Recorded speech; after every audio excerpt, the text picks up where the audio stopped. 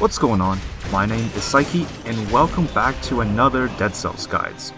Today, I will be talking about challenge riffs. So challenge riffs require the player to be good at something else rather than combat, and that is platforming. So just like curses, challenge riffs are usually one of the things that new players avoid because they believe the trade-off just isn't there. I mean, you're getting one additional scroll, and that's it.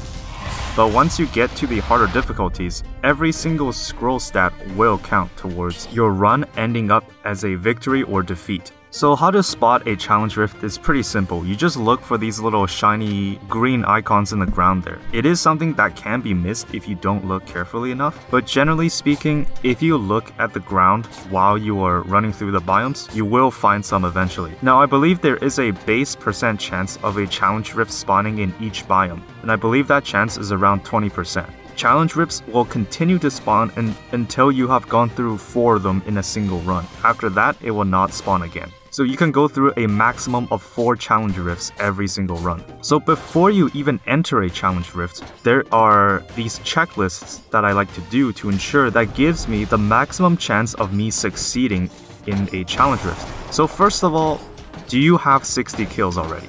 If you're close to 60 kills, there's no reason for you to go through a challenge rift. And if you get hit, you will reset the 60 kills and you will not be able to get the kill doors.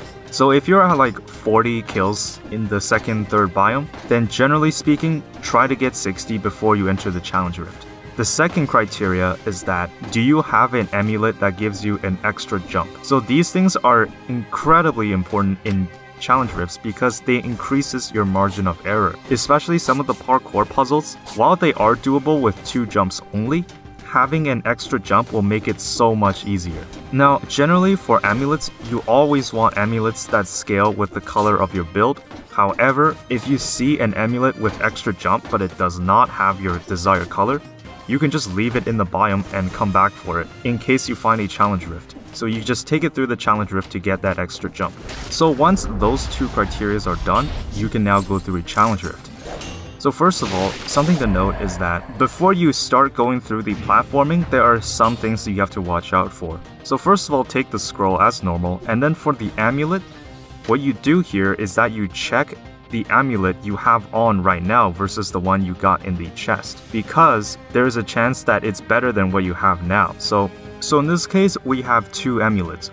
One gives me an extra jump, one does not. They both contain the same colors, they both are the same tiers.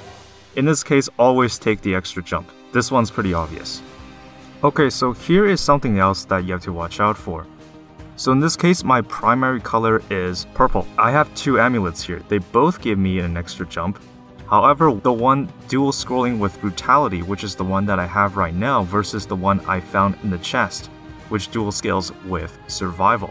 So in this case, I look at my current amount of health in the bottom there, and in this case, my health total is at 4,267. But if I take the new amulet and I look at my health actually went down to 3,756. This is worse because we want the maximum amount of health in the challenge rift. Since if we get hit, even if it's by a really small margin, when we exit the challenge rift, and if we change our amulet again, then we will have less health to end up with. So in this case, try to prioritize the amulet that gives you more health. It's worth noting that when you exit the challenge rift, anything you had inside the rift will also get spit out by the portal. So if you leave an amulet in there and then exit the challenge rift when you're done, that amulet will also come out of the portal. This is helpful because if you have an amulet that gives you more health but does not align with your color, you can use it to go through the challenge rift, and once you're done, the other amulet comes out, which is the one that you want for your run since it gives you the color that you want.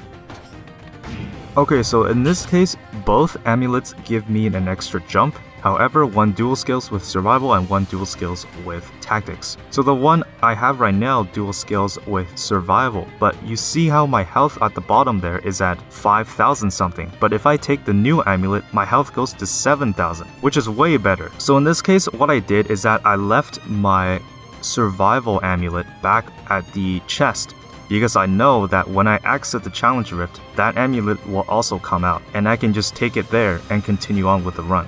So when I exit the portal, the amulet comes out with me and I take it and I replace the one I found in the challenge rift. It brings my health back to 5,000 instead of 7,000. However, this is the amulet I want as it scales with my color. So the double jump puzzles here are the most trickiest because this is where an extra jump will really come in handy. Now to note, this jump is actually possible with just 2 jumps, but the timing on it is a bit tight. So in an interview with the game devs, they introduced this hidden mechanic called the just-in-time jump. So if I slow down this footage, you actually see my character have already fallen off the ledge before I initiated the jump, but the game gave me the jump anyways. And you see in this other clip, this is from my 2BC Tactics run, where this just-in-time jump is even more prominent. So you see I've clearly have already fallen off the ledge before I initiated the jump, but the game gave me the jump anyways. So in this case, the game is always predicting what you are trying to do. And this is one of the ways you can do these really long spike gaps with just 2 jumps. It is possible, but it is considerably more difficult. The saw blades can all be parried or dodged under. Same goes for the spiked balls. They can be parried, though the timing is a bit weird, so I do not recommend it. Just roll through them. You are given invincibility frames when you roll, but use them sparingly because there is a cooldown on the roll. So generally in challenge rifts, I like to go slow, but I leave the approach up to you. As long as you time your jumps well, and you look out for what's on your screen at all times, you can generally no-hit every single challenge rift. If you're having trouble the first couple of times, I recommend picking up the Masochist mutation, as it caps trap damage to 10% of your maximum health. So you're given much more margin for error. So that's gonna be it for this guide on challenge rifts. Hope you found it interesting and learned something else. I plan on releasing a guide on synergy and affixes sometime this week or next week, so stay tuned for that. That's gonna be it for me today. Thanks for watching.